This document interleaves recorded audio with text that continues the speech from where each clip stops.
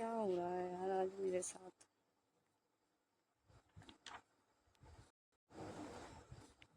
करने दो, थोड़ा सा टाइम लीजिए। चलिए, तो कल अपन लोगों ने दो लक्षण समझे थे। एक तो अति क्रोधी होता है, कृष्ण लेस्या वाला जो होता है वो अति क्रोधी होता है, ये अपन समझ चुके हैं।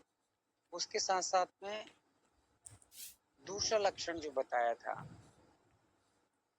लक्षण कौन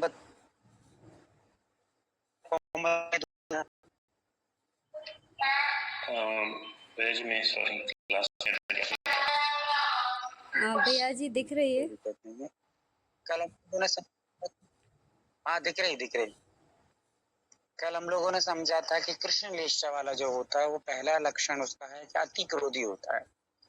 बात बात में झगड़ना, हर बात में झगड़ना, किसी भी चीज को लेकर चिड़चिड़ापन बना रहना और अपने हमेशा मनमुटाव में रहना, किसी से सही से बात नहीं करना, ये सारे जो लक्षण हैं ये कृष्ण लेस्या वालों के लक्षण होते हैं। जिनको भी इस प्रकार के लक्षण पाए जाते हैं तो हमें इस प्रकार से समझ लेना चाहिए कि वो कृष्ण लेस्या से संबंधित है। अब उसमें भी फिर हम जगन 3 प्रकार की कृष्ण लेस्याएं हैं। तो अति तीव्र जिसके मारने की भावना बनी रहती है। अब जैसे मान के चलिए कि कसाई लोग जो होते हैं इनके अंदर निर्दयता खत्म हो जाती है। हम ये नहीं कहेंगे कि निर्दयता खत्म हो जाती है, क्योंकि अपने बच्चों के प्रति तो उनकी दया है, अपने पत्नी के प्रति तो दया है, किंतु ये एक ऐसे परिणामी हो जाते हैं कि कदाचित यदि अपने को भी खत्म कर सकते हैं, ऐसी परिस्थितियां बन जाती हैं। तो इसलिए हम लोग यहाँ पर ये समझेंगे कि जिनके अंदर अति क्रोध के भाव बने ही रहते हैं। क्रोध करना अलग है और भाव बने रहना अलग बात है। क्रोध करना तो चलो स्वाभाविक कि कुछ देर के लिए होता है, चला जाता है, पर जो ऐसे अंदर से भर चुके हैं, कभी भी किसी भी परिस्थिति थोड़ी सी आई और वो किसी न किसी को मार दें, कुछ न कुछ घटना दुर्घटना से अपने आप को रोक नहीं पाएंगे, इतने आक्रोशित रहते हैं। तो ये कृष्ण लेस्या का पहला लक्षण है। शत्रुता को ना छोड़ने वाला ये दूसरा लक्षण है। कदाचित किसी से लड़ाई झगड़ा हो भी गया है, मनमुटाव बन भी गया है, बैर भाव बन भी गया है, पर कुछ समय बाद हम लोग उससे क्षमा याचना कर लेते हैं, या कुछ समय बाद चलो भाई किसी न किसी बात को लेकर के तालमेल बिठा देते हैं। किंतु जो कृष्ण लेस्या वाला होगा वो तालमेल बिठाने का प्रयास ही नहीं करेगा, लोग करे भी तो नहीं करेगा, और कदाचित लोक लाज के कारण से कभी मिलने जुलने आले मन में से भाव नहीं जाएंगे उसके प्रति, उसको मारने के या उसको बुरा करने के ये भाव उसके अंदर से जाएंगे नहीं। ऐसा कहलाता है दूसरा जो शत्रुता को छोड़ता नहीं है, शत्रुता के भाव उसके अंदर बने रहते हैं। तीसरा है लड़ना जिसका स्वभाव हो, लड़ना लड़ाना जिसका स्वभाव बना रहता है। लड़ने में तो आनंद आते ही, कई लोगों को लड़वाने में भी आनंद आता है।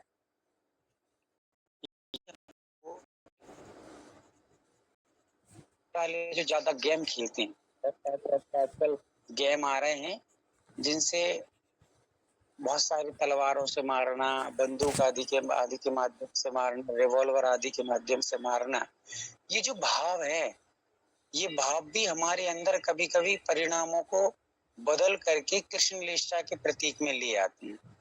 इसलिए इन गेम आदि से भी बचने का प्रयास करना चाहिए, अन्यथा हम लोग भी इस कृष्ण लेस्या के जंजाल में फंस सकते हैं। इसलिए यहाँ पर लड़ना जिसका स्वभाव हो, और इसमें एक शब्द और जोड़ ली कि लड़ना और लड़ाना जिसका स्वभाव। लड़ाना का काम भी कृष्ण लेस्या वाले अधिकतर करने में आनंद लेते हैं, रुचि लेते हैं। तो ऐसा यहाँ पर तीसरा लक्षण बता दिए कि लड़ना जिसका स्वभाव हो, पल पल में, हर पल में, थोड़े थोड़े में किसी भी चीज को छोटी मोटी काम लेकर के लड़ने लगे। मान लो कपड़ा नहीं धुले पत्नी ने तो झगड़ने बैठ गए, थोड़े नमक कम हो गया झगड़ने बैठ गए, थोड़े से मान लीजिए लेट लपेट हो गए भोजन बनाने में, झगड़ने बैठ गए। तो ये जो लक्षण है, आजकल में से बच्चे भी जब उत्पन्न हो रहे हैं, जो बच्चे जन्म ले रहे हैं, बहुत सारे बच्चे बचपन से ही ऐसे क्रोधी होते हैं, थोड़े थोड़े में कुछ भी उठा के फेंकना, ये करना वो करना, झगड़ना, मम्मी पापा को मारना, ये स्वभाव से बचपन से ही जो होते हैं। तो ये भी या तो वो नरक गति से ही आया, क्योंकि नरक गति में कृष्ण नील का पोता सुधी लिष्टा थी, तो वहां से निकल करके आया, तो वो भाव वो संस्कार अभी उसके गए नहीं, और उसी लिष्टा से वो अभी समन्वित होने के कारण से वैसे कार्य करता रहता है। तो ये समझना चाहिए कि लड़ना जिसका स्वभाव है अथवा लड़वाना जिसका स्वभाव है। वैसे ही हम लोग त्रियंचों को आपस में लड़वाते हैं, जैसे बैल आदि जो जानवर रहते हैं आपस में लड़ना, या जो बॉक्सिंग वगैरह रहती है उसमें लड़ते झगड़ते एक दूसरे को देखना, ये सारी चीजों के लक्षण भी अधिकतर उनमें पाए जाते हैं जो कृष्ण लिष्टा से समन्वित होते हैं। आगे है कि धर्म और दया से रहित होना। कृष्ण लिष्टा वाला कदाचित धर्म करेगा भी, तो अंतरंग भावों से भगवान से भक्ति करना, भगवान से तालमेल बिठाना, ये बड़ा मुश्किल है। उसके भाव इतने निर्मल नहीं होंगे कि भगवान की भक्ति में कदाचित पूजन का भी नियम ले लिया, कदाचित सामायिक का भी नियम ले लिया, किंतु भाव नहीं लगेंगे, करके जबरदस्ती जैसे तैसे कर करा करके चला जाएगा। तो ये जो लक्षण भी पाए जाते हैं, ऊपर से भले ही लग रहा है कि भाई वो तो अभिषेक करने भी आता है, कृष्ण लिष्टा नहीं हो सकती, या वो तो शांति धारा भी करता है, पूजन भी डेली करता है, आहार भी कराता है, इत्यादि कार्य करता है, पर ये उत्साह पूर्वक ना करना भी एक अपने आप में कृष्ण लिष्टा का लक्षण हो सकता है। होगा ऐसा नहीं कहेंगे, पर हो सकता है। फिर उसी के साथ दुष्ट हो।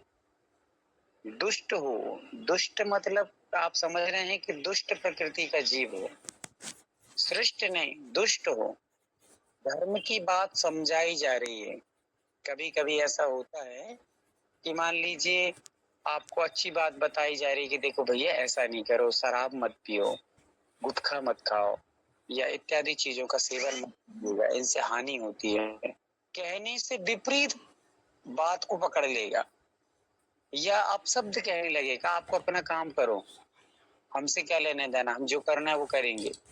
तो बड़े लोगों से भी साधु संत त्यागी वृत्ति या कोई बड़े बुजुर्ग हैं भी समझा रहे हैं, मान मर्यादा को ध्यान में ना रख के अपशब्द बोलने लगना, उनसे भी किसी भी प्रकार का अपशब्द कह देना, है ना, तो ये कहलाते हैं दुष्ट प्रकृति के लोग। शिष्ट लोग शिष्टता की बातें बता रहे हैं, श्रेष्ठता की बातें बता रहे हैं, शिष्टाचार का पाठ पढ़ा रहे हैं, उन पर ही विपरीत दोषारोपण करने लगना, उनके ही बारे में पोल पट्टी खोलने लगना, अरे तो देखे हैं, देखे हैं, ये है, कोई नहीं, ये नहीं, वो नहीं, सो अपना देखो, अपना करो। तो ये जो विचित्रताएं होती हैं, ये दुष्ट प्रकृति के एक तरफ से अपने आप में लक्षण कहलाती हैं। तो ये कृष्ण लिष्टा के लक्षण में एक दुष्टता भी होती है। इसलिए अपने ऊपर भी ये सारे लागू करके करते जाना है कि कहीं हम लोग भी इन लक्षणों से समन्वित तो नहीं है, कहीं हम लोग भी छोटी छोटी चीजों को लेकर लड़ना झगड़ना, मनमुटाव बिठाना, तो लड़ना झगड़ना एक स्वाभाविक तो कभी हो जाता है, पर उन चीजों को लेकर ही बैठे रहना, और कभी कोई समझा रहा है तो समझना नहीं, उल्टी बात करने लगना, तो ये क्रिया हमारे बीच में ना आए, तो ध्यान में हमें रखना है। ये सब लक्षण कृष्ण लिष्टा वाले जीव के हैं। अब आते नील लिष्टा। देखिए नील लिष्टा में क्या बता रहे हैं, आलसी मंद बुद्धि। पहला लक्षण उसका बता दिया, आलसी होगा। कैसा होगा, आलसी होगा। आलसी होना और प्रमादी होना दोनों में अंतर है। कैसा होता है कि किसी भी काम में हो अथवा अधर्म हो, इन कामों में वो आलसी बना रहता है, धर्म के काम भी नहीं करता और लौकिक क्षेत्र के कामों में भी आलसी बना रहता है, वो आलसी है। किंतु प्रमाद किसे कहते हैं, कुशल कार्येषु अनादरेति प्रमाद।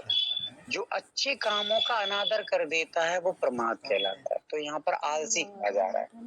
आलसी में क्या है, अब थोड़े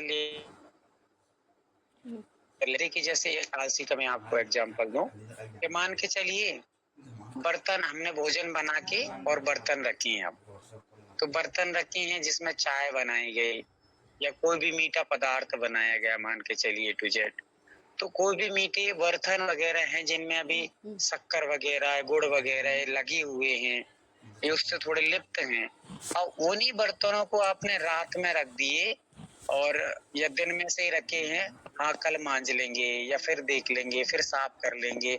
अब वो जो बर्तन छोड़ दिए हैं उनमें असंख्यात जीव उत्पन्न होते हैं, मरते हैं, उत्पन्न होते हैं, मरते हैं, उत्पन्न होते हैं, मरते हैं, किंतु आलस के कारण हमने उन बर्तनों को छोड़ दिया। ये कहलाता है आलस। अब पानी कौन छाने, कहाँ बिछाने डालनी है, ये सारी चीजों को लेकर के आलस कर लेना, ये भी एक आलस कहलाता है। मान लो सुबह सुबह पानी छान करके भर लिया एक बार और भर करके रखा हुआ है, दिन भर वही रखा हुआ है, उसी से नहा रहा है, उसी से हाथ धुल रहे, उसी से इत्यादि क्रियाएं कर रहे हैं, पर अब कौन छाने बार बार, जबकि ये पता है कि छने हुए पानी की, ठंडे पानी की मर्यादा अपने आप में अंतर्मूर्त है, उसके बाद वो अनछना हो जाता है। तो ये आलस करना वो निर्लेशा के लक्षण है। ये सारी चीजों को समझ के चलना है, ये चीजों को समझेंगे तो हमें समझ आएगा कि हाँ आलस हम करते हैं तो अशुभ लिष्ठा वाली परिणति हमारी है, हम शुभ लिष्ठा वाले नहीं है, हम अशुभ लिष्ठा वाले। पूजन में भी आएंगे, मंदिर में भी आएंगे, तो हम अपने काम खुद नहीं करेंगे, पूजन की थाली लगी बैठी लग गई है, न नीचे देखेंगे कैसा जीव मरेंगे उठेंगे, आराम से धम से बैठ गए, धम से खड़े हो गए, है ना। मंदिर में ही इधर उधर अंगड़ाई ले रहे हैं, टिक करके बैठे हुए हैं, इधर नाक खुजा रहा है, उधर आंख खुजा रहे हैं, ये सारी चीजें जो है अनादर पूर्वक हैं, ये प्रमाद भी है, साथ में आलस भी क्रिया में उत्साह नहीं दिखा रहे हैं। तो ऐसी क्रियाओं से भी नीललिशा का परिचय होता है, ये हमें ध्यान में रखना है। मंद बुद्धि, बुद्धि कैसी होती है, मंद होती है, मंद बुद्धि वाले जीव भी कृष्ण लिशा के प्रतीक कहलाते हैं। मंद बुद्धि मतलब मंदिर आएंगे या कोई भी धर्म कार्य करेंगे तो उनमें यही विवेकहीन, हमें मंद बुद्धि से कहलाते, विवेकहीनता, विवेक नहीं रखेंगे क्रियाओं में, कि मंदिर में आए हैं तो बड़े हैं, कोई छोटा है, कोई आगे खड़ा है, कोई पीछे खड़ा है, अपन को किस मर्यादा में किसके साथ रहना है ना। मंदिर में भी सिर बिल्कुल पल्लू नीचे डला हुआ है, अभिषेक देख रहे हैं, पूजन चल रही है, कौन सा क्या है, कैसी मर्यादा, ये मतलब विवेक नहीं रखेंगे, तो वो मंद बुद्धि के अंतर्गत यहाँ पर लेना है।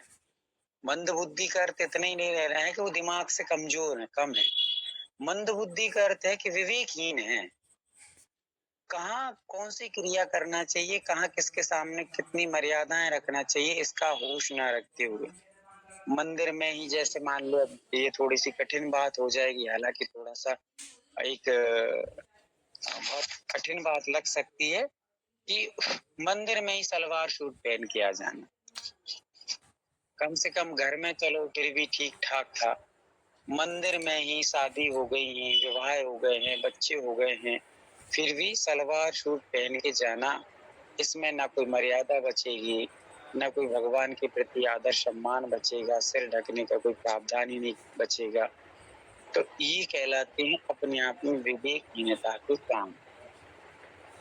इसलिए थोड़ा सा विवेक परिचय देते हुए हम लोगों को मंद बुद्धि का काम ना करें, और मंद बुद्धि से यहाँ पर हमें मतिहीनता नहीं लेना है, विवेकहीनता लेना है। स्त्री लुब्धक, प्रवंचक, स्त्री लुब्धक, स्त्रियां जो होती हैं वो पुरुष लुब्धक, और पुरुष जो होते हैं वो स्त्री लुब्धक, स्त्रियों के प्रति अति आकर्षण बना रहना, या पुरुषों का और स्त्रियों का पुरुषों के प्रति आकर्षण रहना, ये भी नीललिशा के एक अपने आप का परिचय। फिर उसके बाद प्रपंचक, प्रपंचक, प्रपंचक मतलब कि यहाँ की वहां करना, यहाँ के वहां के प्रपंच करना, इनकी बातें वहां कर रहे, यहाँ की बातें वहां करते, यहाँ की बातें वहां करते, ये प्रपंच कहलाता है। ऐसे प्रपंचक भी